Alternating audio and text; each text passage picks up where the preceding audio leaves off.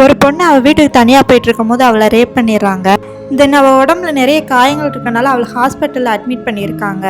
அவளோட அப்பா வந்துட்டு லேட் நைட்டில் நீ எதுக்கு தனியாக வெளியே போனேன்னு சொல்லி அவளையே ப்ளேம் பண்ணுறாங்க. அம்மா வந்துட்டு ஓ மேலே தான் எல்லா தப்புமே, உனக்குலாம் அழுகிறதுக்கு உரிமையே இல்லை அப்படின்னு சொல்லி அவளையே திட்டுறாங்க. அவங்க அக்கா மேலே உயிரே வச்சிருக்கா அவங்க தம்பி கூட நீ ரிவீலிங் கிளாத் போட்டது தான் இதுக்கு எல்லாத்துக்குமே காரணம், நீ மட்டும் அப்படி ட்ரெஸ் பண்ணாமல் இருந்தது தான் இதெல்லாம் நடந்திருக்காது அப்படின்னு சொல்கிறான். இந்த சுச்சுவேஷனில் இருக்க அந்த பொண்ணுக்கு வந்து எதுவுமே புரியல. தன்னோட ஃபேமிலியை தன்னையே ப்ளேம் பண்ணுறாங்க. தன்கிட்ட தப்பாக நடந்துக்கிட்ட அந்த பையனையே யாருமே ஒன்றும் சொல்ல மாட்டாங்க அப்படின்னு அவள் யோசிக்கிறா.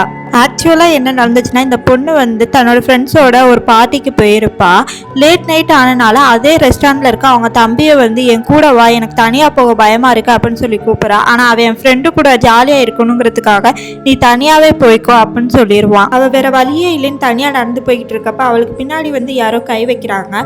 அவள் தன்னோட தம்பி தான் விளையாடுறான் அப்படின்னு நினச்சி ஃபஸ்ட்டு சிரிக்கிறா. ஆனால் அது ஒரு ஸ்ட்ரேஞ்சர். நீ சைலண்ட்டாக இரு, சத்தம் போடாத, இல்லாட்டினா உன்னை கொன்றுவேன் அப்படின்னு சொல்லி அவளை மிரட்டி வைக்கிறான். ஒரு கட்டத்தில் அவள் தப்பிக்க முயற்சி பண்ணுறா. அவன் ஸ்ட்ராங்காக இருந்தனால அவளை பிடிச்சி ஒரு பக்கமாக இழுத்துட்டு போகிறான். அவளோட பிரதர் வந்துட்டு நீ வீட்டுக்கு போயிட்டியா அப்படின்னு சொல்லி அவளுக்கு ஒரு டெக்ஸ்ட் மெசேஜ் போடுறான். ஆனால் அவகிட்ட இருந்து எந்த ஒரு பதிலும் வரலை.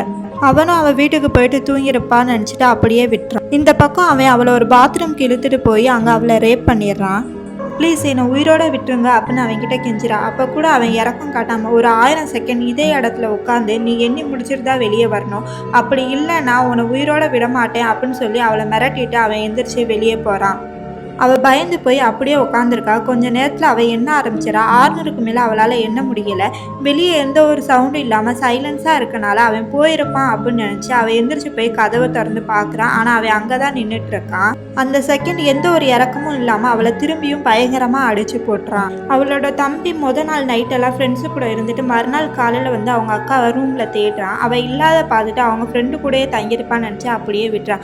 ஆனால் அந்த இடத்துக்கு வந்த அவங்க அப்பா நீ ஏன் உங்கள் அக்காவை ப்ரொடெக்ட் பண்ணல அப்படின்னு சொல்லி அவனை அடிக்கிறார். அப்பதான் வந்து அவனுக்கும் விஷயம் தெரியுது. அவன் ஆஸ்பத்திரியில் போய் அவளை பார்த்து நீ எதுக்கு சீக்கிரமா வீட்டுக்கு போகல அப்படின்னு சொல்லி அவளை பிடிச்சி திட்டுறான். அவள் மனசு உடஞ்சி நான் உன்கிட்ட வந்து கேட்டல, நீ என் கூட வந்திருந்தா எனக்கு இது எதுவுமே நடந்திருக்காதுன்னு சொல்லி அழுக ஆரம்பிக்கிறா. இதை கேட்குற அவனுக்கும் ரொம்ப கில்ட்டியா இருக்கு.